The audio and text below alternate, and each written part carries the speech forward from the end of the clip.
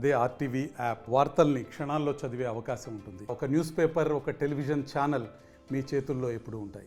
నమస్తే, మీరు చూస్తున్నారు ఆర్టీవీ హెల్త్. నేను సహస్ర. శీతాకాలం మొదలైంది. శీతాకాలం మొదలవ్వగానే పిల్లల్లో ఎక్కువగా కనిపించే వ్యాధి ఏంటంటే శ్వాసకోశల ఇబ్బందులు ఎక్కువగా కనిపిస్తాయి. శ్వాస తీసుకోవడంలో ఎంతో ఇబ్బంది పడుతూ ఉంటారు. ముఖ్యంగా 12 లోపు పిల్లలంతా కూడా ఈ శ్వాస తీసుకోవడానికి ఎందుకు ఇబ్బంది పడతారు?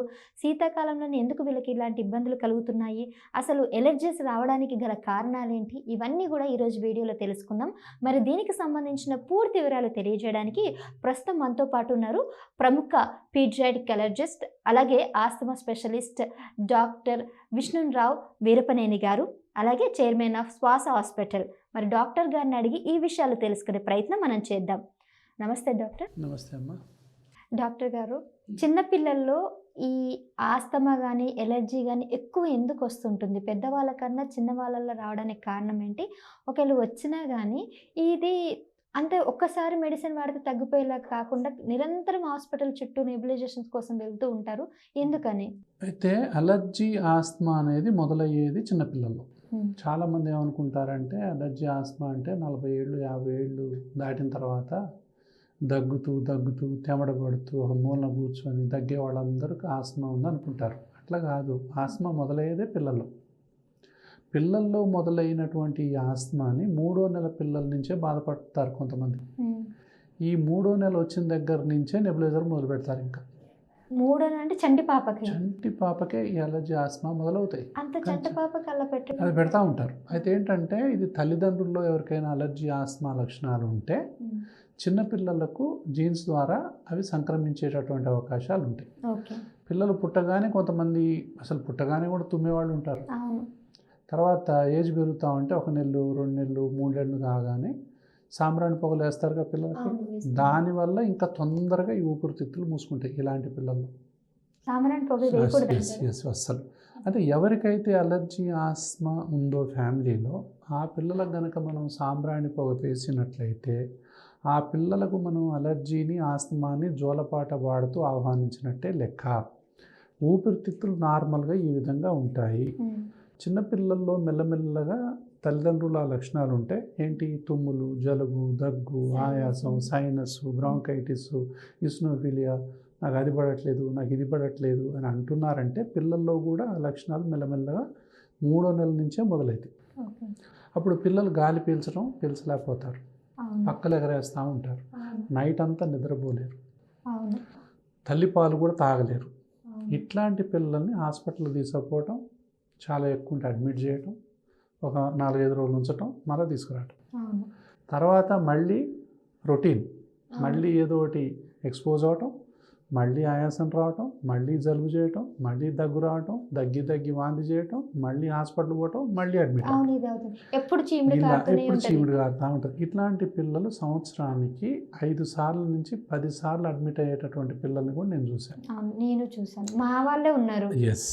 కాబట్టి ఏంటి? వాళ్ళకు ఊపిరితిత్తుల్లో ఈ విధంగా ఉన్నాయని అర్థం. ఈ విధంగా కావటం లే వాళ్ళకి. కట్లిప్పి పంపేటటువంటి ట్రీట్మెంట్ మాత్రమే నడుస్తుంది.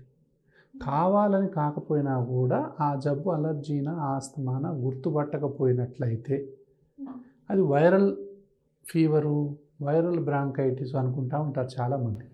నేను ఇలాంటి వాళ్ళకి అందరికీ ఏం చెప్తానంటే ఫస్ట్ మీ తల్లిదండ్రుల్లో కానీ వాళ్ళ తల్లిదండ్రుల్లో కానీ ఈ లక్షణాలు ఎవరికైనా ఉన్నాయో ముందర చూసుకోండి. డస్ట్ అలర్జీ ఉంది ఎవరికైనా తెలుస్తుందిగా. నాకు అది పడట్లేదు, నాకు ఇది పడట్లేదు అంటుంటారుగా. నాకు కూల్ డ్రింక్ పడవు, నాకు చాక్లెట్లు పడవు, నాకు ఫ్యాన్ ఎక్కువైతే పడదు, నాకు అగరబత్తి పెడితే పడదు, నాకు పర్ఫ్యూమ్ అయ్యే పడదు అనేది ఏదైనా ఉందంటే అది అలర్జీయే పెద్దవాళ్ళలో. అంతే కదా. ఆస్తమా అంటే ఏ పని చేసినా ఆయాసం, మెట్లు ఎక్కినా, స్కూల్ బ్యాగ్ మోసినా, సైకిల్ దొక్కినా, ఏం చేసినా ఆయాసం రావటం, అలసిపోవటం, చేతగాపోవటం, నీరసం రావటం ఆస్తమా. అలర్జీ అంటే నాకు అది పడలేదు, ఇది పడలేదు, ఇది అలర్జీ. పడదు, ఎస్, పర్ఫ్యూమ్ పడదు, సో తర్వాత అగరబత్తీలు పడవు. కాబట్టి ఇలాంటివన్నీ కూడా ఎవరిలోనైతే ఉంటాయో ఆ చిన్నపిల్లలు చీటికి మాటికి వీళ్ళకు వైరల్ ఇన్ఫెక్షన్స్ అనేవి ఎక్కువగా అట్రాక్ట్ అవుతాయి. వైరల్ ఇన్ఫెక్షన్స్ ఎక్కువ అట్రాక్ట్ అయినప్పుడు ఈ పిల్లలు ఏంటంటే మెల్లగా వైరల్ ఇన్ఫెక్షన్ రావటం, అది మెల్లగా జలుబుగా మారటం, దగ్గుగా రావటం, తర్వాత జ్వరంగా మారటం, తర్వాత ఫిట్స్గా మారటం, తర్వాత అడ్మిట్ కూడా అవుతారు పోయి మళ్ళీ. ఇదొక యాంగిల్ మళ్ళీ. అంటే ఎవరికైతే చీటికి మాటికి జలుబు చేయటం, దగ్గు రావటం, తెమట రావటం, జ్వరం రావటం, ఫిట్స్ రావటం ఉందో ఈ జలుబుకు మూల కారణం అన్ఐడెంటిఫైడ్ అలర్జీ ఆస్మా కావచ్చు. కాబట్టి ఏ పిల్లల్లోనైతే మీకు చీటికి మాటికి జలుబు చేస్తుందో, అది చేయగానే జ్వరం వచ్చి ఫిట్స్ వస్తున్నాయో వాళ్ళందరూ కూడా ఇది గమనించాలి. కాబట్టి జ్వరమే రాకపోతే ఫిట్స్ ఎక్కడివి అసలు? సో అట్లా చీటికి మాటికి ఈ జలుబు చేయటం, దగ్గు రావటం, జ్వరం రావటం, ఫిట్స్ రావటం, హాస్పిటల్లో అడ్మిట్ అవ్వటం, ఇది రొటీన్ ఉంటుంది కొంతమందిలో. కొంతమందిలో ఏంటి ఫిట్స్ ఉండవు కానీ మెల్లగా ముక్కు గారటం, తర్వాత మెల్లగా గొంతులో బురబుర అంటాం, తర్వాత జలుబు వస్తుందని తల్లిదండ్రులు తెలిసిపోద్ది, వెంటనే దగ్గు రావటం, తర్వాత పిల్లి కూతలు, తర్వాత పక్కలు ఎగరేయటం, ఇంకా దగ్గి వాంతి అయిపోవటం, ఇంకా కొంతమందికి న్యూమోనియా వస్తుంది అందులోనే, మళ్ళీ పోయి మెల్లగా హాస్పిటల్లో అడ్మిట్ అవుతారు. ఇట్లా రకరకాల కాంబినేషన్స్ పర్ముటేషన్స్లో ఈ ప్రాబ్లం అనేది పిల్లల్ని సఫర్ చేస్తూ ఉంటుంది. మొత్తం మీద ఎంతకీ తగ్గని జలుబు అయితే ఉంటుంది, ఎంతకీ తగ్గని ఈ రొంప ఇదని అంటాం కదా. తర్వాత ఎప్పుడు చూసినా అది పడట్లేదు, ఇది పడట్లేదు, ఫ్యాన్ వేస్తే పడట్లేదు, బయటికి పోతే పడట్లేదు, నీళ్ళు మారితే పడట్లేదు, చాక్లెట్ తింటే పడట్లేదు, ఆ ఫుడ్ తింటే పడట్లేదు, ఈ ఫుడ్ తింటే పడట్లేదు, ఏదో ఒకటి పడట్లేదు. వీడు స్కూల్లో పోయి ఏం తింటున్నాడో ఏమో. స్కూల్లో ఇప్పుడు పిల్లలకి అంతా బర్త్డేలకు చాక్లెట్లు, కేకులు అవన్నీ పెడతారు కదా, ఆడ బాగానే పెడతాడు. స్కూల్ పోయేటప్పుడు బాగానే ఉంటాడు, ఆడ తినొచ్చి ఏదో ఒకటి జలుబు దగ్గు మెల్లగా మొదలైంది. అప్పుడే తల్లిదండ్రులు అడుగుతారు, నువ్వు ఏమైనా స్కూల్లో తిన్నావంటే అవును వాళ్ళు ఏదో ఇచ్చారు నేను తిన్నాను అంటాడు. సో ఈ ప్రాబ్లం ఎక్కువైపోయింది యాక్చువల్గా స్కూళ్ళల్లో. అయితే ఈ ప్రాబ్లం వల్ల ఏంటంటే అలర్జీ ఆస్మా పిల్లలకి ఇది పడదు, చిన్నపిల్లలేమో ఆగలేరు.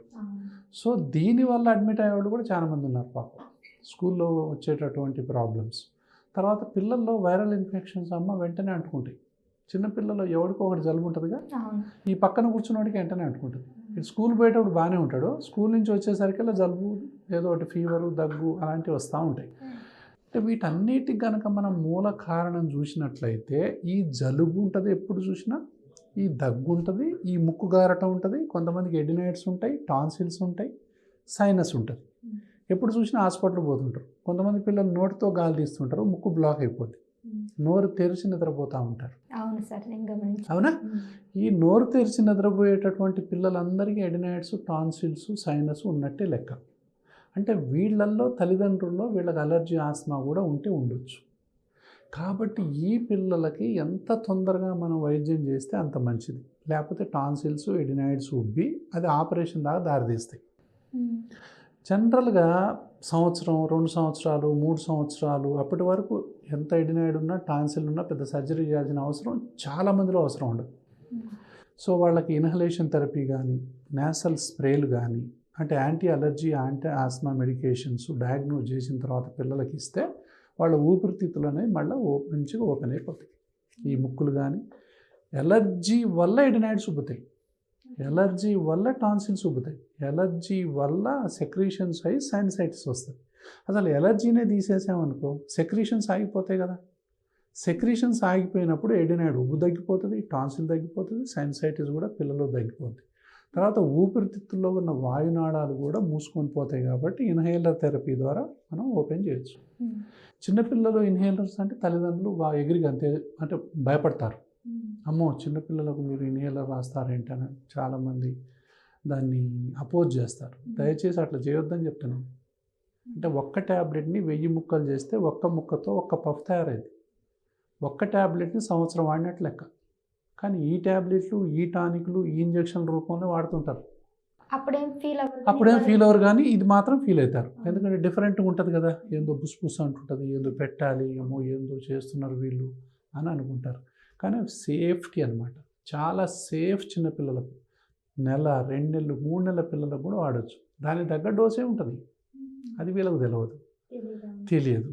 సో అవగాహన లేదు. చెప్తే కొంతమంది వింటారు, కొంతమంది వినరు.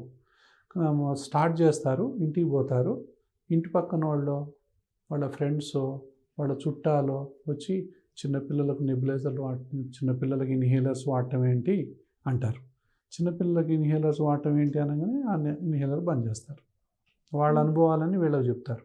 వాళ్ళకు చూసిన డాక్టర్ కరెక్టా కాదా అనేది మనకేం తెలుసు.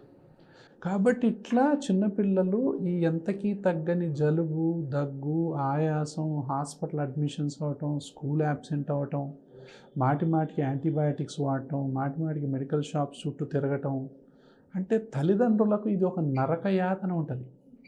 పిల్లలకు కూడా హాస్పిటల్ అన్నా పోవాలా, లేకపోతే మెడికల్ షాప్ చుట్టూ అన్నా తిరుగుతుంటారు, లేదా నైట్ పూట నెబులైజర్ అన్నా పెడుతుంటాడు. వీడు స్కూల్ కన్నా పోడు, గేమ్స్ ఆడుకోలేరు. తర్వాత అసలు వీళ్ళ పని తల్లిదండ్రుల పని, వీళ్ళ పని వీళ్ళు చేసుకోలేరు. వీళ్ళ ఆర్థిక పరిస్థితి మొత్తం దిగజారిపోద్ది. హాస్పిటల్ చుట్టూ తిరిగి అడ్మిట్ చేసి అవసరమే లేదంట.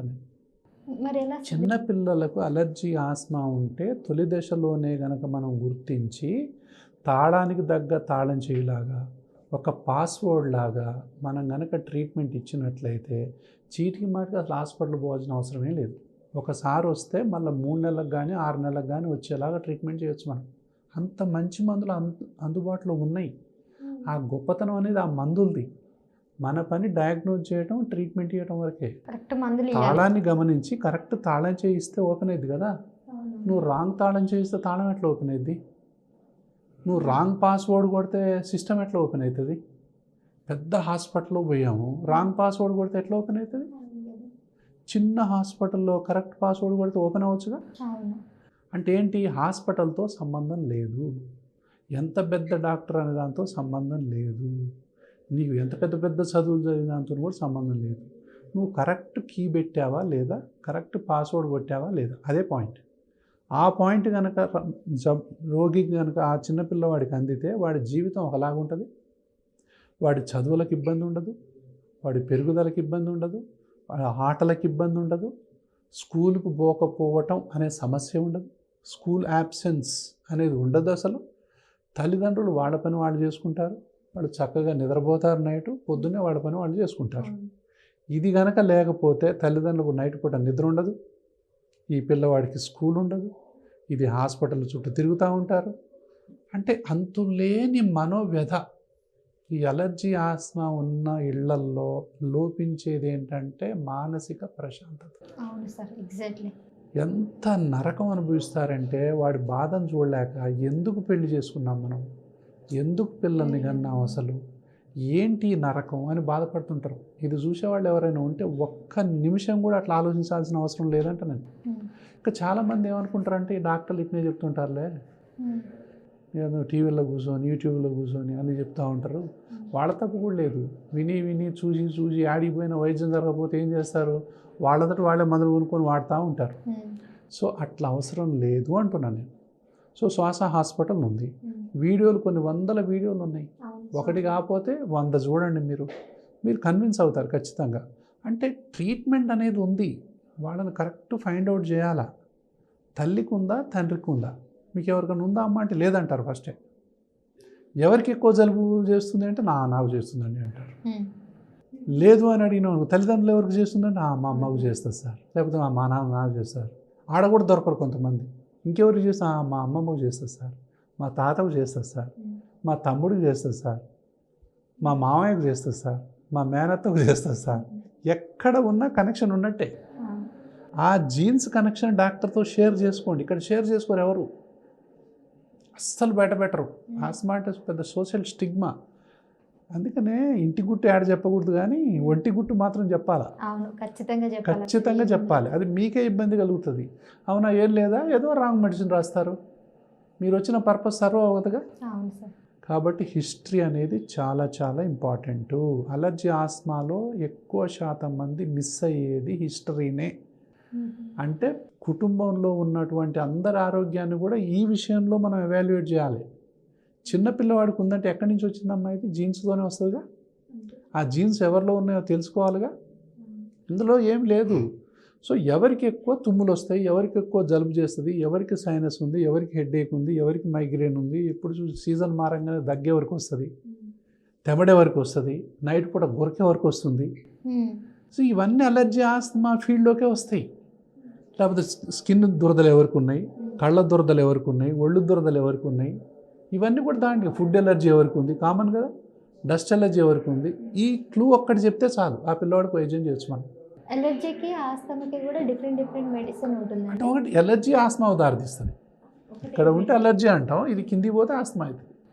అంతే. అంతే, సింపుల్. ట్రీట్మెంట్ మాత్రం సేమ్ ఇక్కడ ఇవ్వాలి. ఇది అలర్జీ, ఇది ఆస్తమా ఆఫ్ నోస్ అనుకో, ఇది ఆస్తమా ఆఫ్ ద లంగ్స్. అంటే ఎక్కడున్నా కూడా ఏ మూసుకుంటాయి, ఎక్కడున్నా ఎయిర్వేసే, ఎక్కడున్నా ఇన్ఫ్లమేషనే, ఎక్కడ ఉన్నా తెమడే ఊరుతుంది. ఇక్కడ ఉంటే చీముడు గారుతుంటుంది, ఇక్కడ ఉంటే తెమడ వస్తుంటుంది. దీన్ని చీముడు అంటాం, దీన్ని తెమడ అంటాం. బట్ రూట్ కాజ్ ఒకటే. కాబట్టి ఇవి చేసుకొని మనం లేకపోతే పిల్లలకి ఇలాగే వదిలేసాం అనుకో, అన్ట్రీటెడ్ ఎలర్జీ వల్ల, అన్ట్రీటెడ్ ఆస్మా వల్ల పిల్లల్లో కలిగేటటువంటి దుష్పరిణామాలు ఏంటంటే, ఎవరికైతే వైద్యం జరగదో వాళ్ళు ఫస్ట్ గ్రోత్ ఆగిపోతారు, హైట్ పెరగరు. తర్వాత వాళ్ళు చదువుకోలేరు, చదువుల్లో వెనకబడిపోతారు, గేమ్స్ ఆడలేరు, ఎప్పుడు ఇండోర్ గేమ్సే ఆడుతుంటారు. బయటికి పోయి ఆడదామంటే ఆయాసం వస్తుంది, స్కూల్ బ్యాగ్ కూడా మోయలేరు. ఇప్పుడు స్కూల్లోని అపార్ట్మెంట్లో ఉంటున్నాయి కదా, ఆ మెట్లు కూడా ఎక్కలేరు, స్కూల్ బ్యాగ్ మొయ్యనని మారాం చేస్తారు. స్కూల్లో మెట్లెక్కి పోయేసరికి వాడికి మాట కూడా రాదు. సరే పోయిన తర్వాత మళ్ళీ ఏసీలు ఒకటి స్కూళ్ళల్లో ఇప్పుడు కొత్త ట్రెండ్. ఆ ఏసీ వల్ల వాడు ఊపిరితిత్తులు మూసుకుంటాయి పాపం ఆ పిల్లవాడికి. సో వాడు ఊపిరి ఆడతాం, బయటికి పోదాం అంటాడు, ఏదో ఒక వంక పెడతాడు, మూత్రం వస్తుందనో అది వస్తుందో, ఎన్నిసార్లు పోయి వెళ్ళనియరు, స్కూలుకు పోరు వాళ్ళు. ఎన్ని బాధలమ్మా, చిన్నపిల్లలు పడే బాధలు వింటుంటే స్కూళ్ళు మార్చిన సందర్భాలు ఉన్నాయి. ఏసీ స్కూళ్ళు మా దగ్గరకు వచ్చి చెప్పుకుంటారు కదా, చెప్తే వినరు. కాబట్టి 24-25 పెట్టండి ఏసీ కనీసం అని చెప్తుంటాను నేను. 16, 17, 18, 20 పెడుతుంటారు. సో 24 or 25 అది ఎకనామిక్ మంచిది. తర్వాత వాతావరణ పొల్యూషన్ కూడా మంచిది, అంటే పొల్యూషన్ కంట్రోల్ అది చాలా వరకు. సో ఇది చేయాలి. తర్వాత గ్రోత్ అంటే ఏంటి, ఎదిగే మొక్క మీద బరువు పెట్టడంతో సమానం ఆస్మా అంటే, లేదా ఎదిగే మొక్కని తాళ్లతో కట్టడంతో సమానం. ఎదిగే మొక్కని తాళ్లతో కడితే మొక్క ఎట్లా ఎదుగుతుంది, పైకి రాదు. బరువు పెడితే ఎట్లా పెరుగుతుంది, హైటు పెరగదు. హైటు ఈ రెండు వెయిట్ రెండు తగ్గిపోతాయి. కొంతమంది చూసారా ఇక్కడ ఛాతి లోపలికి ఉంటుంది, కొంతమంది ఇంత లోపలికి ఉంటుంది, కొంతమంది సన్నగా ఉంటారు. సో ఇట్లా రకరకాలైనటువంటి షేపులు. కొంతమందికి ఎడినాయిడ్స్, టాన్సిల్స్, సైనస్ ఉండటం వల్ల నోరు ఉబ్బుతుంది, ఇది నోటితో గాలి తీస్తారు. ముక్కు ఎప్పుడు చూసినా బ్లాక్ ఉంటుంది, ఇది ఎప్పుడు చూసినా ఇట్లా తీస్తుంటారు. చూసారా, నోరు తెరిచి గాలి తీసే వాళ్ళందరూ ఫస్ట్ డాక్టర్ని కన్సల్ట్ అవ్వాలి. వీళ్ళకి ఎడినాయిడ్స్ ఉన్నాయా, టాన్సిల్స్ ఉన్నాయా, సైనస్ ఉందా, ఆస్మా ఉందా, గుర్రకం ఉందా అనేది తెలుసుకొని వాళ్ళకు తక్షణ వైద్యం చెయ్యాలి. వాళ్ళ పళ్ళు ఎత్తుంటాయి. కొంతమంది తల్లిదండ్రులు నోరు మూస్తారు, ఏంద్రా ఎప్పుడు చూసినా కూడా నోటితో గాలి తీస్తావు, ముక్కుతో తీయమని. ముక్కుతో ఎట్లా తీస్తాడు, వెనక ఎడినాయిడ్స్ అడ్డం వస్తుంటాయి, టాన్సిల్స్ అడ్డం వస్తుంటాయి. సో నోరుతోనే గాలి తీస్తుంటారు. కాబట్టి ఎవరైనా సరే పిల్లలు కానీ ఎవరైనా నోరుతో గాలి తీస్తున్నారు అంటే వాళ్ళకి అలర్జీ, ఆస్మా, సైనస్ ఉండొచ్చు, ఆస్మా ఉండొచ్చు. దానివల్ల ఏమవుతుంది, డెంటిషన్ అంతా పాడైపోతుంది. అప్పుడు ఏం చేస్తారమ్మా, క్లిప్స్ వైరింగ్ చేస్తారుగా, నాలుగు బయట పెట్టినందుకు ఎత్తుపళ్ళు వస్తాయి. అంటే ఇలా ఉండవట్టు 10 మంది లావ్ అవుతుంది. ఈ పెదానికి ఈ ముక్కుకు గ్యాప్ పెరిగిపోద్ది, ఈ మొహం అంతా ఎవరో గుంజినట్టుగా పొడుగైపోద్ది. అంటే ముఖార విందం అంతా చెడిపోద్ది.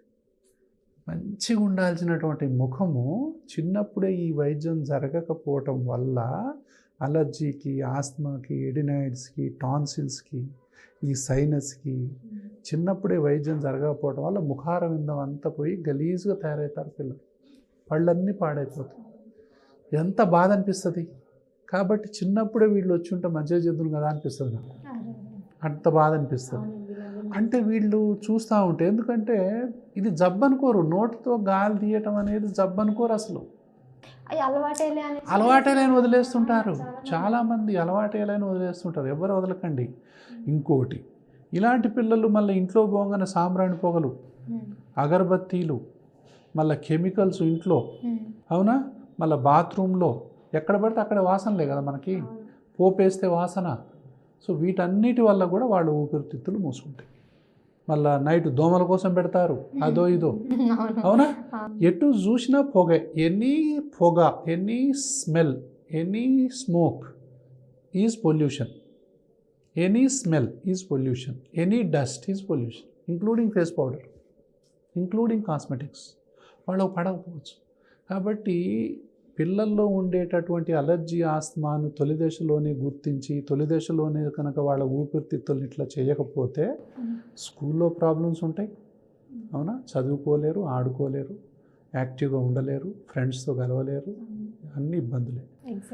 దాని తర్వాత గ్రోత్ రిలేటెడ్ ప్రాబ్లమ్స్ ఉంటాయి. గ్రోత్ ఆగిపోతారు, అవునా, ఆటలు ఆడుకోలేరు, ఈ ప్రాబ్లమ్స్ ఉంటాయి. మానసికంగా ఇబ్బంది పడతారు. ముఖం కూడా షేప్ చెడిపోద్ది, నోరుతో గాలి తీసే పిల్లలకి. ఫ్యామిలీ ప్రాబ్లమ్స్ ఉంటాయి. తల్లిదండ్రులు ఎన్నో నరకానికి గురవుతారు. పాపం, ఏంటి వీడికి ఎప్పుడు చూసినా ఇదే అని, ఎన్నిసార్లు హాస్పిటల్ తీసుకోవాలని పెట్టి పెట్టి అలసి సొలసి పిల్లల్ని కొడతారు కొంతమంది. ఈ దగ్గు వచ్చినప్పుడు, ఆయాసం వచ్చినప్పుడు వాళ్ళు ఏం చేయలేక ఎన్నిసార్లు చూపించాలరా నీకని, నువ్వు ఉండరా, వినవురా, అది కొడతారు, మళ్ళీ ఏడుస్తారు. ఈ అవసరం లేదంటే నేను అంత మంచి మందులు అందుబాటులో ఉన్నాయి. దాని తర్వాత వీళ్ళకు సోషల్ ప్రాబ్లమ్స్. ఎటన్నా ఫంక్షన్ పోదామంటే పోలేరు పిల్లల్ని తీసుకొని. ఎటన్నా పాపం సమ్మర్ వచ్చింది కదా టూర్కి పోదామంటే టూర్కి పోలేరు. ఇది చలికాలమే కాదమ్మా, వర్షాకాలం, చలికాలం, సమ్మర్ అని ఏమి లేదు వీటికి. ఎప్పుడు ఏది తగిలినా కూడా ఇట్లా మూసుకోవచ్చు. కొంతమందికి చలికాలం ఎక్కువ ఉంటుంది అంతే, కానీ ఏ కాలమైనా అలర్జీ ఆస్తమా ఉండొచ్చు. కాబట్టి ఏ కాలంలోనైనా వాళ్ళు బాధపడాల్సిన అవసరం లేదు. మాటికి హాస్పిటల్లో అడ్మిట్ అవ్వాల్సిన అవసరం లేదు. స్కూల్ యాబ్సెంట్ అనేది కావాల్సిన అవసరం ఎంత మాత్రం లేదు. ట్రీట్మెంట్ తీసుకున్నాక స్కూల్ యాబ్సెంటిజం అనేది ఉండదు. లేకపోతే ప్రపంచవ్యాప్తంగా కూడా హయ్యెస్ట్ స్కూల్ యాబ్సెంటిజంకు సింగిల్ మోస్ట్ రీజన్ అలర్జీ ఆస్తమానే ప్రపంచవ్యాప్తంగా. కాబట్టి ఇట్లాంటి కేసులను మనం గుర్తించి సరి అయినటువంటి వైద్యాన్ని, సరి అయిన ఇన్హేలర్స్ని, సరి అయిన నేసల్ స్ప్రేస్ని, సరి అయిన వ్యాక్సిన్స్ ఏంటి, anti viral vaccine, anti bacterial vaccine కనుక మనం వేసినట్లయితే పిల్లలకి అలర్జీ ఆస్తమా అటాక్స్ రావు.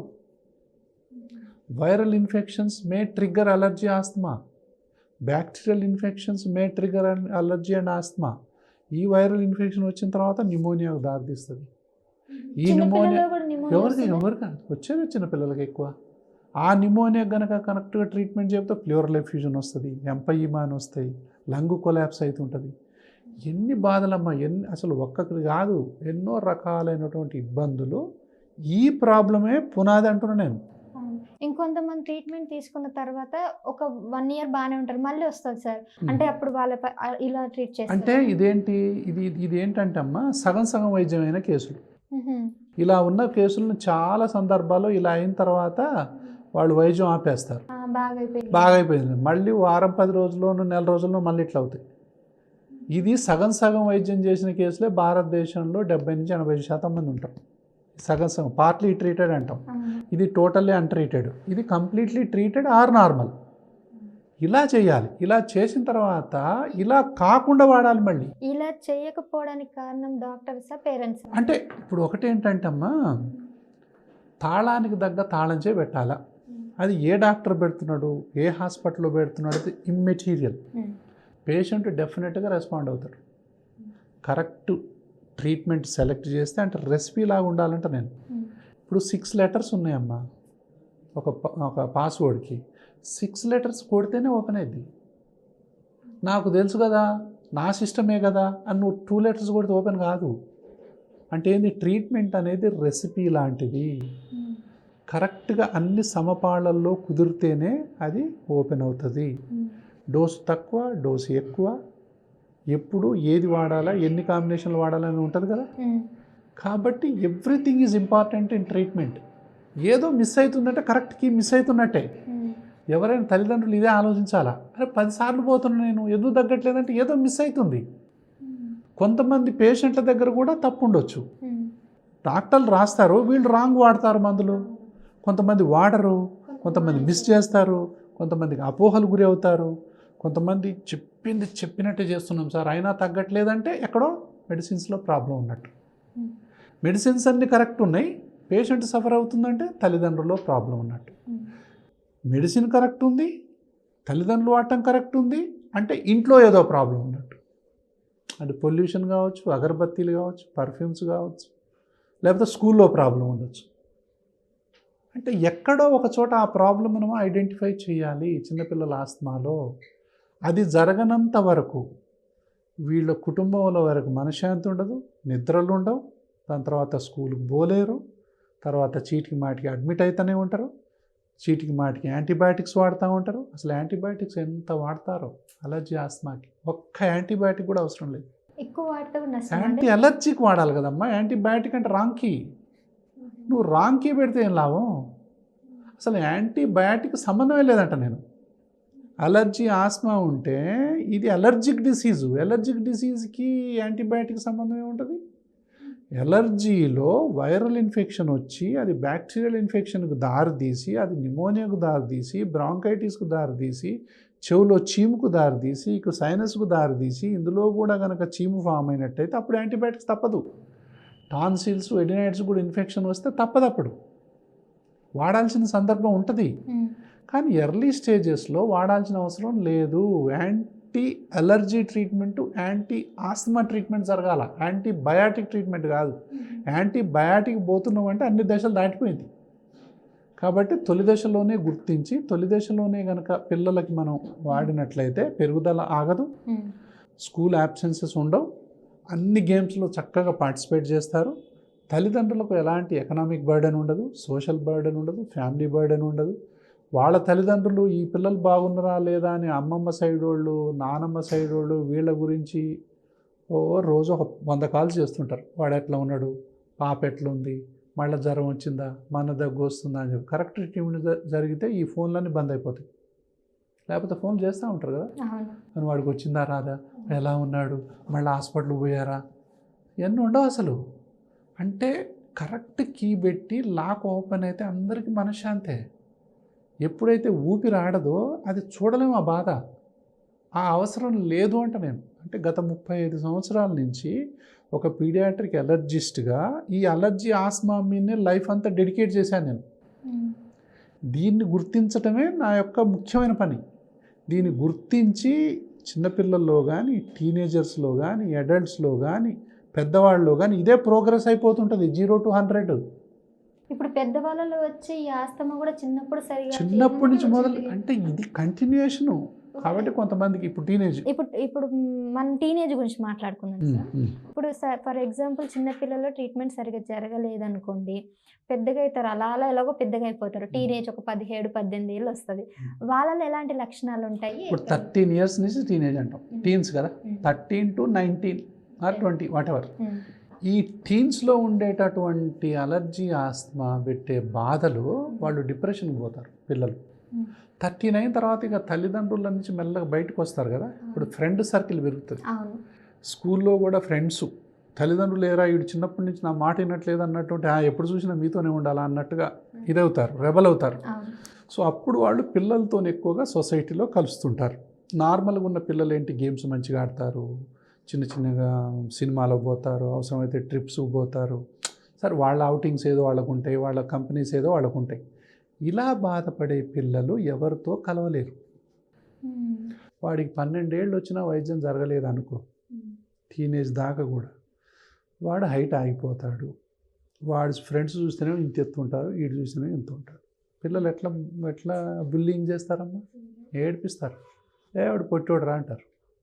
ఎంత బాధ అవుతుంది. వాడు ఆట ఆడలేడురా, వాడు కాసేపు ఆడతాడు, ఆయాసపడతాడు, వాడిని గేమ్లో తీసుకోవద్దురా అంటారు. ఎంత మానసికంగా డిప్రెస్ అవుతారు. ఇంటికి వచ్చి నాకే ఎందుకమ్మా ఈ ప్రాబ్లమ్స్, మా ఫ్రెండ్స్ అందరూ బాగానే ఆడుతున్నారు కదమ్మా. ఆ క్వశ్చన్ అడిగినప్పుడు తల్లిదండ్రులకు పేగులు మిలిపెట్టినట్టే ఇది. ఏం సమాధానం చెప్పాలో తెలియదు, వైద్యం ఉందనేది కూడా తెలియదు. ఇన్ని సంవత్సరాలు నేను చెప్తున్నా కూడా అర్థం కాదు చాలామందికి.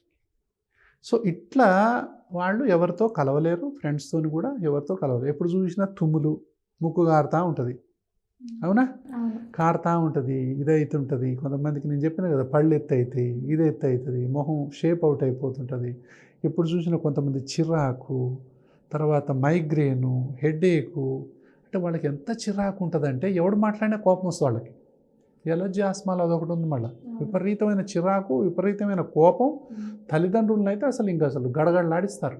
కేవలం ఈ రీజన్స్ వల్ల వాళ్ళకి మనశ్శాంతి ఉండదు. పిల్లలకి ఎందుకు రావట్లున్నావు అంటారు. చువ్వుని లేస్తారు. ఇంకా ఎందుకు నీకు చెప్తావు, నువ్వు చేస్తావా అంటారు. చెప్పలేరు. క్వశ్చన్లు అడిగితే వాళ్ళకి కోపం వస్తుంది, ఇంకా కోపం వస్తుంది. మాట్లాడాలిగా మరి, మాట్లాడటానికి కూడా ఓపిక ఉండదు కాబట్టి కోపం వస్తుంది. ఆన్సర్ చెప్పాలి కదా, ఆన్సర్ చెప్పాలంటే మనకు దమ్ము ఉండాలి ఎంతో కొంత, అది ఉండదు వాళ్ళకి కాబట్టి కోపడతారు. సో టీనేజ్లో హైటు, వెయిటు, పర్సనాలిటీ, ఫ్రెండ్స్తో కలవటం, మానసికంగా ఇబ్బంది పడటం, డిప్రెషన్ లోన్ అవ్వటం, గేమ్స్ ఆడలేకపోవటం, దాని తర్వాత ఇట్లాంటివి అన్నీ, ఫ్రెండ్స్తో బయటికి వెళ్ళలేకపోవటం, సెకండ్ షో సినిమా పోతారు వీడు పోలేడు, అందరు పోయి కూల్ డ్రింక్ ఐస్ క్రీమ్ తాగుతాడు వీడు తినలేడు, చిన్న చిన్నగా అమ్మాయిలతో వాళ్ళతో వీళ్ళతో ఉంటారు కదా. సో వీళ్ళు అలాంటిది వీళ్ళకు ఉండదు, దూరంగా ఉంటారు. ఎన్నేళ్ళు వచ్చినా కూడా దూరంగా ఉంటారు. ఆ భయం ఉంటుంది వాళ్ళని ఫేస్ చేయలేరు ఎవరితో. ఆత్మ న్యూనత ఉంటుంది, డిప్రెషన్ ఉంటుంది. వాళ్ళు ఏమనుకుంటారు, వాళ్ళ కళ్ళు దురుస్తూ ఉంటారు, ఒక్కోసారి విపరీతంగా కళ్ళు రుద్దటం, జోరుద పెట్టడం, ముక్కు గారటం, ఇవన్నీ ఏం పోతాం అసహ్యంగా అందరి ముందుకి. ఇంత నరకం అవసరం ఉందా? లేదు. చాలామందికి నేనేం చెప్తానంటే అమ్మా, 17 ఏళ్ళకు గ్రోత్ ఆగిపోద్ది అందరికీ, డోర్స్ క్లోజ్, తర్వాత హైట్ కాలేము. దయచేసి టీనేజ్లోనున్న తొందరగా రండి. ఈ వీడియో ఎవరైతే చూస్తున్నారో టీనేజ్లో ఉన్న 13 దాటింది, 14 దాటింది, 15 కనీసం అప్పుడన్నా రండి. తీరా 17 దాటినాక వస్తారు. డోర్స్ క్లోజ్ అయినాక మనం హైట్ పెంచలేంగా. 17 దాటిన తర్వాత వచ్చి డోర్స్ క్లోజ్ ఉన్నాయి, వైద్యం ఉంటుంది, కానీ వాళ్ళు హైట్ అవ్వలేరు కదా. 6 అడుగులు అవ్వాల్సిన వాడు 5'2" 5'5" ఆగిపోతాడు. తెలిసిపోద్ది మనకు, వాళ్ళని చూడగానే తెలిసిపోద్ది హైట్ ఆగిపోయారని మాకు. అంటే పెద్ద ఐఫోన్లా కాకుండా చిన్న ఐఫోన్లా ఉంటాడు, మినీ ఐఫోన్. అప్పటికే జరగాల్సిన నష్టం అంతా జరిగిపోద్ది. అవసరం లేదు. అందుకే ఎర్లియర్ ది బెటర్ అని 100 సార్లు చెప్తాను నేను. అది చిన్నపిల్లల్లో కానీ మీరు మిస్ అయ్యారు, 10 ఏళ్ళు మిస్ అయ్యారు, 12 ఏళ్ళు మిస్ అయ్యారు, కనీసం 14, 10 ఏదో ఒకటి 17 లోపల ఎంత తొందరగా వైద్యం చేస్తే అంత మంచిది. ఓ పిడియాట్రిక్ అలర్జిస్ట్గా 35 ఏళ్ల నుంచి ఈ విషయం చెప్తున్నాను నేను. తల్లిదండ్రులు ఈ విషయాన్ని తీవ్రంగా ఆలోచించాలి, దాని తర్వాత గుర్తించాలి. ఎవరికైతే ఎంతకీ తగ్గని జలుబు, దగ్గు, ఆయాసం, అది పడట్లేదు, ఇది పడట్లేదు, ఆ పని చేస్తే ఆయాసం, ఈ పని చేస్తే ఆయాసం, ఎప్పుడు చూసినా స్కూల్ ఆబ్సెంట్ అవ్వం, ఎప్పుడు చూసినా హాస్పిటల్లో అడ్మిట్ అవ్వటాలు, యాంటీబయాటిక్ వాటాలు, ఆ ఎలర్జీ ట్యాబ్లెట్ వాట్లాడు, నెబులైజర్ పెట్టుకో, సిట్రిజిన్లు వాటాలు అంటుంటారు, కళ్ళు నలుస్తుంటారు, చర్మం. వీళ్ళందరికీ అలర్జీ ఆస్మా ఉన్నట్టే, గురక పెడతా ఉంటారు. వీళ్ళందరూ ఎంత తొందరగా హాస్పిటల్కి వస్తే వాళ్ళ ముక్కుని కానీ లంగ్స్ కానీ అంత తొందరగా ఓపెన్ చేస్తే వాళ్ళకు ఆక్సిజన్ అంత మంచిగా అందుతుంది, వాళ్ళ గ్రోత్ అంత మంచిగా వస్తుంది, అంత మంచిగా వయసుకు తగ్గ లావు అవుతారు, వయసుకు తగ్గ ఎత్తు అవుతారు, ఆత్మవిశ్వాసం పెరుగుద్ది. తర్వాత ఫ్రెండ్స్తో ఒకసారి వైద్యం చేసిన తర్వాత అంతకుముందు విమర్శించిన వాళ్ళందరూ, ఏంద్రా ఇట్లా పెరుగుతున్నావు నువ్వు, ఏంద్రా ఇంత స్మార్ట్ అవుతున్నావు, ఏం చేస్తున్నారా నువ్వు, ఏం మందులు తల్లిదండ్రులు చెప్పి ఆనందం తట్టుకోలేరు, మాతోనే చెప్తుంటారు. ఏంది వీడు, వాళ్ళు వచ్చి మా మీద ఇంకా ఏం చేశారు సార్ వీడు ఇంత ఎత్తహేండు, అసలు మీరు ఏం మందులు ఇస్తారు సార్ అంటారు. నేనేం చెప్తానంటే, ఎదిగే మొక్క మీద బరువు ఉంది, బరువు తీసాం మొక్క పెరిగింది, ఆశ్చర్యం ఏముంది? బరువు తీస్తే మొక్క పెరిగిందమ్మా, ఆశ్చర్యం ఏమైనా ఉందా? దానికి కూడా ఆశ్చర్యపోతారు కొంతమంది. నేను చూసాను ఒక చిన్న పిల్లాడు 10th క్లాస్ వచ్చే వరకు అంతే పొట్టిగా ఉన్నాడు. ఒక 2 ఏళ్ల తర్వాత నేను అతన్ని చూసాను, డిగ్రీ ఫస్ట్ ఇయర్, అంతే 2 ఏళ్ళు, 10th వరకు పొట్టిగా ఉన్నాడు, డిగ్రీ ఫస్ట్ ఇయర్ చూసరికి 6 అడుగులు అయ్యాడు. ఇదేంటమ్మా టీనేజ్లో, ఇదే నువ్వు మంచి పాయింట్ గుర్తు చేసావు. టీనేజ్లో 13 నుంచి 18 సంవత్సరాల వరకు 20 కేజీలు పెరుగుతారు, 20 సెంటీమీటర్లు పెరుగుతారు. ఈ వయసులో కనుక ఈ జబ్బును మనం కరెక్ట్ చేయకపోతే ఆ 20 కేజీలు పక్కకు పోతాయి, ఆ 20 సెంటీమీటర్లు కూడా పక్కకు పోతాయి. అందుకే టీనేజ్లో కంపల్సరిగా ఈ యొక్క వైద్యం అనేది జరగాలి. ఎంత తొందరగా టీనేజ్లో 17 ఏళ్లకు ముందు వైద్యం జరిగితే వాళ్ళు అంత మంచిగా తయారవుతారు. కాబట్టి దానికి అద్భుతమైన మందులు ఉన్నాయి. దీనికోసం మీరు యూట్యూబ్లో చూడండి, శ్వాస హాస్పిటల్ని కొడితే యూట్యూబ్లో అన్ని వీడియోస్ ఓపెన్ అవుతాయి, అన్ని బోల్డ్ అని వీడియోస్ ఉంటాయి, అన్నీ చూడండి. కాబట్టి ఏంటంటే నేనేం చెప్తాను, ఇప్పుడు ఇది విన్న వాళ్ళందరూ కూడా మీ చుట్టాలలో బాధపడుతుంటారు, మీ ఫ్రెండ్స్లో బాధపడుతుంటారు, మీ కుటుంబాల్లో బాధపడుతుంటారు. ఎక్కడ బాధపడ్డా సరే ఇప్పుడు శ్వాసలో ఆన్లైన్ ట్రీట్మెంట్ కూడా అందుబాటులో ఉంది. అంటే అమెరికా నుంచి కూడా మనం వైద్యం చేయొచ్చు. అంటే అంత మంచి వైద్యం అందుబాటులో ఉంది. ఇక్కడ నీ శ్వాస హాస్పిటల్ చేస్తారా లేదా కాదు, సరి అయిన డాక్టర్ని సరి అయిన సమయంలో మీరు ఎక్కడైనా సంప్రదించండి. కానీ మీరు ఈ ప్రాబ్లమ్స్ మాత్రం ఎదుర్కోకండి. చీటికి మాటికి హాస్పిటల్లో అడ్మిట్ కాకండి. పిల్లల యొక్క పెరుగుదలని, చదువులని, ఆటలని ఇబ్బందికరంగా మారేటటువంటి పరిస్థితుల నుంచి వాళ్ళని బయటపడేసేటటువంటి మందులు ఇప్పుడు అందుబాటులో ఉన్నాయి. సో అది వాడుకోవాలి. అయితే నేను లైవ్లో చూసినటువంటి ఒక ఇన్సిడెంట్ సార్, చిన్నప్పటి నుంచి నా సీనియరే, ఐ థింక్ 6 ఏళ్ళ నుంచి కలిసి పెరుగుతున్నాం. అయితే మీరు అన్నట్టు ఎలర్జీ అన్నారు కదా, కుంకుమ పెట్టుకుంటే తుమ్ములు అదంతా మొహం అంతా ఇట్లా రెడ్డిష్ అయిపోయేది అబ్బాయికి. అట్లా ఆ ఎలర్జీతోనే పెరుగుతూనే ఉన్నాడు. మరి వాళ్ళ పేరెంట్స్ సరిగా చూపించారో లేదో తెలియదు. మేబీ ఇందాక మీరు చెప్పినట్టు నాలుక బయట పెట్టుకొని పడుకోవడం వల్ల ఎత్తుపళ్ళు వచ్చాయి. మళ్ళీ అబ్బాయి క్లిప్ వేసుకున్నాడు. మీరు చెప్పినవన్నీ నేను చూస్తూ ఉన్నాను. ఒక 8th class 9th class clip వేసుకొని పెరిగాడు. కాస్త వాళ్ళ పేరెంట్స్ ఇద్దరు కూడా హైట్ ఉన్నారు, అబ్బాయి మాత్రం హైట్ పెరగలేదు. ఇది నేను గమనించాను. నాతో పాటే, నాకని సీనియరే, పెద్దగా అయిపోయాడు. టీనేజ్లో కూడా అలా గడిపేశాడు. ఆస్తమా వచ్చేసింది, టీనేజ్ అయిపోయింది, పెళ్ళిడికి వచ్చింది, రీసెంట్గా పెళ్ళి కూడా అయింది, పెళ్ళి చేసుకున్నాడు. ఇంకా పర్సనల్ దూరంగా ఉన్నాం కూడా తెలియదు. అయితే ఆస్తమా ఉందో లేదో నాకు తెలియదు, ఆ ట్రీట్మెంట్ ఎంతవరకు తీసుకుందో లేదో తెలియదు. కానీ రీసెంట్గా విన్న వార్త ఏంటంటే, ఆ అబ్బాయి పెళ్ళయిన తర్వాత ఒక 1 yearకో 2 yearsకో జమ్మూ కాశ్మీర్, లడాక్ ప్లేసెస్కి బైక్ రైడ్ వెళ్ళాడు. అక్కడ ఆస్తమా వల్ల ఊపిరందుకు చనిపోయాడని వార్త విన్నాను. ఈ కేసు మీద మనం మాట్లాడచ్చు. అంటే ఏంటి, ఇప్పుడు టీనేజ్ అయిపోయింది కదమ్మా, పెళ్ళి ఇప్పుడు 17 ఏళ్ళు 18 ఏళ్ళు అయిపోయిన తర్వాత ఇంకా యంగ్ అడల్ట్లోకి ఎంటర్ అవుతారు. తర్వాత అడల్ట్ లైఫ్. ఇందులో ఉండేటటువంటిది ఏంటిది, మెయిన్గా కెరియర్. అవునా, కెరీర్ ఉంటుంది, తర్వాత మ్యారేజ్ ఉంటుంది. అవునా, ఈ కెరీర్లో అంటే ఫస్ట్ ఇంటర్వ్యూ ఫేస్ చేయాలిగా. ఈయనకు జలుబు, దగ్గు, ఆయాసం, ఇది ముక్కు గారటం, కళ్ళు దురదలు ఉంటే ఇంటర్వ్యూ ఏం ఫేస్ చేస్తాడు? అసలు చిన్నప్పుడు నయం చేస్తుంటే ఆయన బతికుండేవాడేమో. అసలు యాక్చువల్గా మీ కేసులో అసలు ఎంత బాధ అవుతుందో నాకు ఇలాంటి కేసులో. నేను ఆస్తమా వల్ల చనిపోయాడు ఏంటని నమ్మలేకపోయాను. అప్పుడు ఆ టైంలో ఏమైందో తెలుసా, లడక్ పోయినప్పుడు చలిగాలి గట్టి కొడుతుంది, ఇక బైకులు కదా, బైక్ మీద వెంటనే బిగదీశాయి. ఫేటల్ ఆస్తమా అంటాం. ఎవరైనా సరే ప్రయాణాలు చేయటానికి పోతున్నా, పెళ్లి చేసుకోబోతున్నా, ఇంటర్వ్యూకి పోబోతున్నా, విదేశాలకు పోబోతున్నా, దయచేసి అలర్జీ ఆస్మా ఎవరికైతే ఉందో, ఇంతవరకు వైద్యం జరగలేదో చేయించుకోండి. ఊపిరితిత్తుల్ని మంచిగా చేసుకోండి. ముక్కు దగ్గర నుంచి మొదలు పెట్టుకుంటే లంగ్ వరకు ఓపెన్ ఉండాలి ట్యూబ్స్. మీరు ఎంత ఎగిరినా, దూకినా, ఎంత బైక్ నడిపినా ఆయాసం రావద్దు, అలర్జీ రావద్దు. ఎన్ని మెట్లెక్కినా, ఎంత గేమ్స్ ఆడినా నార్మల్ ఉంటే ఎందుకు వస్తుంది? ఇంకా ఇప్పుడు ఆ ప్లేస్లో ఏం జరిగిందంటారు? ఆ ప్లేస్లో ఇట్లా బిగదీశాయి, సడన్గా బిగదీశాయి. ఆ బాబుకి కనుక ఎమర్జెన్సీ ఇన్హేలర్ ఉన్నా కూడా పనిచేయకపోవచ్చు, అప్పుడు ఆక్సిజన్ పెట్టాలి. అంటే ఈ బాబు ఎప్పుడైతే లడక్ పోతున్నాడో, బైక్ రైడింగ్ పోతున్నాడో చలి ఉంటుందని తెలుసు, ఈ పిల్లవాడికి ఆస్మా ఉంటుందని తెలుసు. అంటే డాక్టర్ని సంప్రదించుకోవాలి. నేను ఇట్లా పోతున్నాను సార్, నాకేమన్నా అవుతుందా అంటే బ్రహ్మాండమైన మందులు రాయచ్చు. లడక్ మొత్తం నువ్వు ఎన్నిసార్లు బైక్ రైడ్ చేసినా ఏం కానంత మంచి మందులు ఉన్నాయి. కానీ తెలియదు. అందుకే నేను చెప్తాను, మీరు ఏ ప్రయాణం చేయదలుచుకున్నా, ఏ విదేశాలకు పోదలుచుకున్నా, పెళ్లి చేయదలుచుకున్నా, కెరియర్లోకి ఎంటర్ అవ్వాలి. ముందర అలర్జీ ఆస్మా ఉంటే ముందర దయచేసి ట్రీట్మెంట్ తీసుకోండి, లేకపోతే మీ గ్రోత్ ఆగిపోద్ది, ప్రాణాలకే ప్రమాదం. మీరు అక్కడ నుంచి అతన్ని తీసుకురావడం, మళ్ళీ లడక్ నుంచి ఇక్కడ నుంచి తీసుకురావడం ఎంత నరకమైంది. అసలు ముందర అది ఎంత బాధాకరం. అసలు ఆస్మాతో చచ్చిపోవటం ఏంటి వాళ్ళ వైఫ్. అయితే ప్రపంచవ్యాప్తంగా 3 లక్షల మంది ఆస్మాతో చచ్చిపోతున్నారు వైద్యం జరక్క సంవత్సరానికి. అన్ని ప్రివెంటబుల్ డెత్స్. ఒకటి వైద్యం తీసుకుంటే కరెక్ట్గా స్కూల్ యాబ్సెంటిజాన్ని అన్నిటిని తగ్గించవచ్చు. కంపెనీలో పనిచేయలేరు కొంతమంది, సాఫ్ట్వేర్లో పనిచేయలేరు కొంతమంది, ఉద్యోగాల్లో పనిచేయలేరు, టీవీ యాంకర్స్ ఉంటే న్యూస్ కూడా చదవలేరు. అంటే ఏ వృత్తిలో ఉన్నా ఆ వృత్తి వాళ్ళు తీవ్రమైనటువంటి ఇబ్బందులు పడతారు, యాబ్సెంట్ అవుతారు, తర్వాత ఎకనామిక్గా బాధలు ఎదుర్కొంటారు.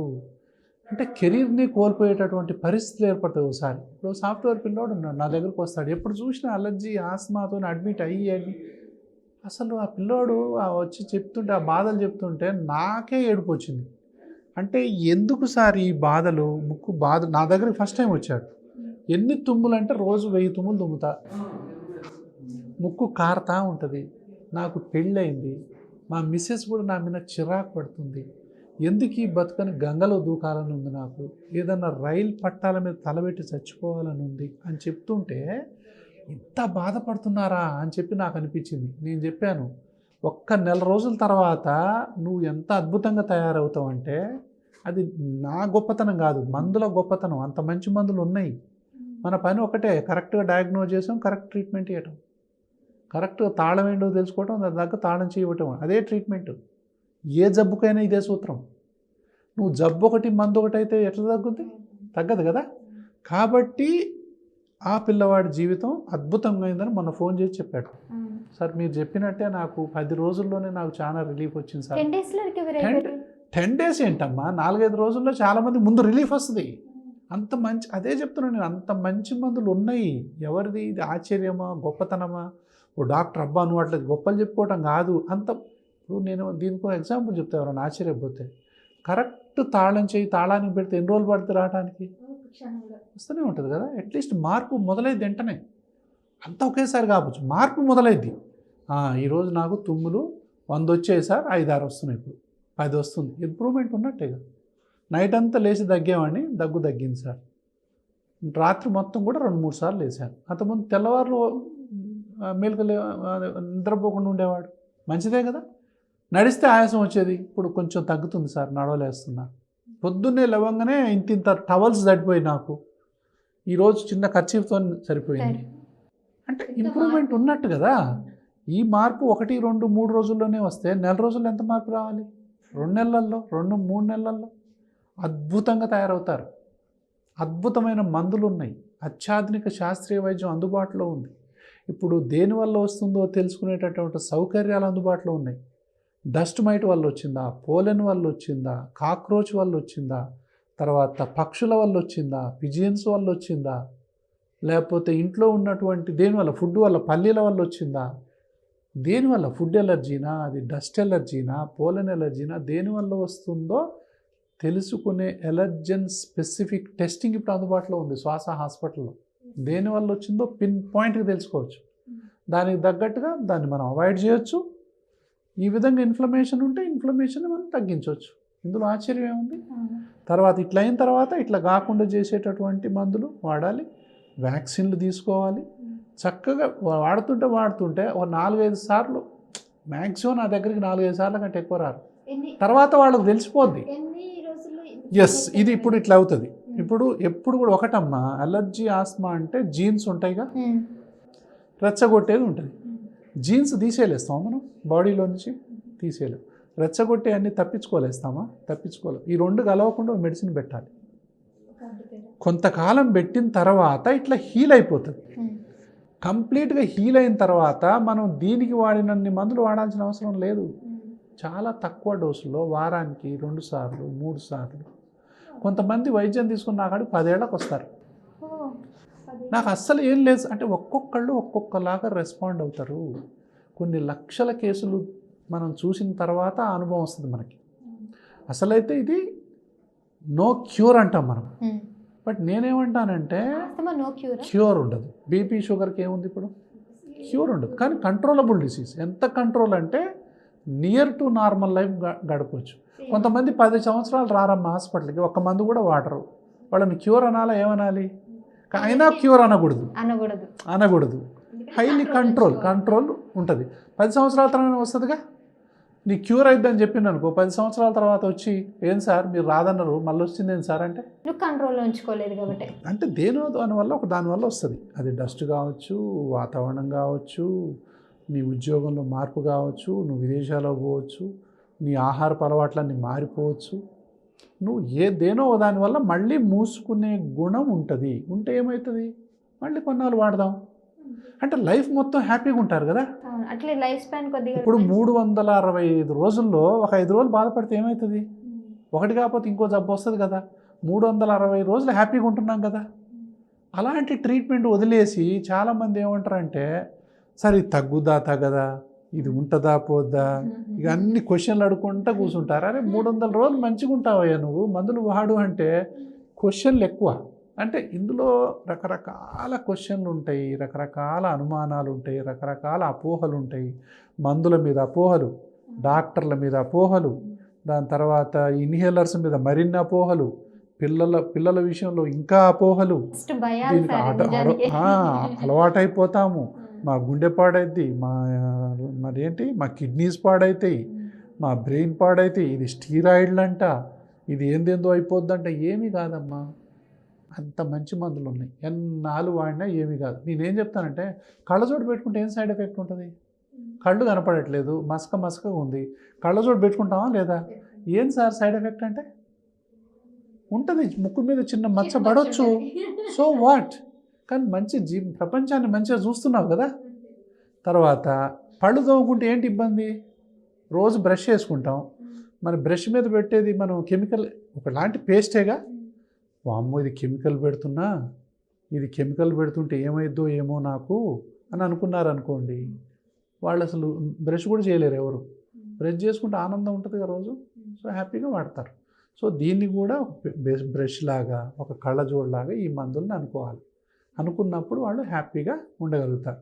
తర్వాత ఇదే ప్రాబ్లమ్స్ అడల్ట్స్లో ఉంటాయి, ఇదే ప్రాబ్లమ్స్ ఓల్డ్ ఏజ్లో ఉంటాయి, ఇదే ప్రాబ్లమ్స్ ఎవరిలోనైనా ఉండొచ్చమ్మా. 0 to 100 అందరికీ కూడా వైద్యం అందుబాటులో ఉంది.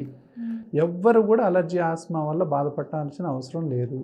అలర్జీ ఆస్మాకు తొలి దశలో కనుక మనం వైద్యం చేయకపోయినట్లయితే వాళ్ళు ఎన్ని నరకాలు అనుభవించాలో అన్ని నరకాలు అనుభవిస్తారు. ఇది ఎన్నో రకాల కాంప్లికేషన్స్కు దారితీస్తుంది. అది న్యూమోనియా కావచ్చు, ప్లూరల్ ఎఫ్యూజన్ కావచ్చు, ఎంపైమా కావచ్చు. అంటే ఒకటి ఇంకో దానికి, ఇంకో దానికి గొలుసు కట్టుగా దారితీస్తూ ఉంటాయి. దాని తర్వాత ఇలాంటి పేషెంట్లు ఇంతకు ఎట్లా తెలుసా, బయటికి బాగానే ఉంటారు కొంతమంది, ఎవరు నమ్మరు. ఇంత చేసి ఇంత రూపం నరకం ఇస్తారు. కొంతమంది బయటికి బాగుంటారు, ఎవరికి చెప్పుకోలేరు. ఎవరు చెప్పుకున్నా ఏమైంది నువ్వు బాగానే ఉన్నావుగా అంటారు. అనుభవిస్తే తప్ప అర్థం కాని బాధ ఇది.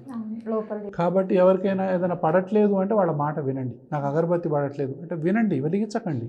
నాకు పర్ఫ్యూమ్ పడట్లేదు వినండి, నాకు సిగరెట్ వాసన పడదు వినండి. ఎవరైనా చెప్తే వినాలి. కాబట్టి అలర్జీ ఆస్మాకి అత్యాధునిక శాస్త్రీయ వైద్యం అందుబాటులో ఉంది. ఇప్పుడు శ్వాస హాస్పిటల్లో అన్ని రకాలైనటువంటి అలర్జీ ఆస్మా, ఇది exclusive allergy asthma and respiratory care centre for both children and adults in Telugu states. Exclusive centre అన్నమాట.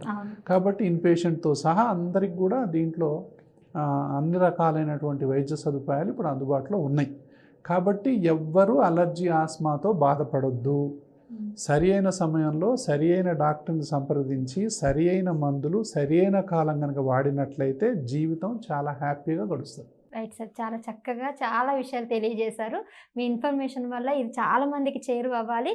అవేర్నెస్ చాలా ఇంపార్టెంట్. తెలుసుకుని కనుక కరెక్ట్ టైంలో కరెక్ట్ ట్రీట్మెంట్ తీసుకున్నట్లయితే చక్కని తాళం చెవి దొరికినట్టే అన్నట్టుగా డాక్టర్ గారు అయితే చెప్పారు. మీకు ఇంకేమైనా సందేహాలు ఉంటే కింద కామెంట్ చేయండి.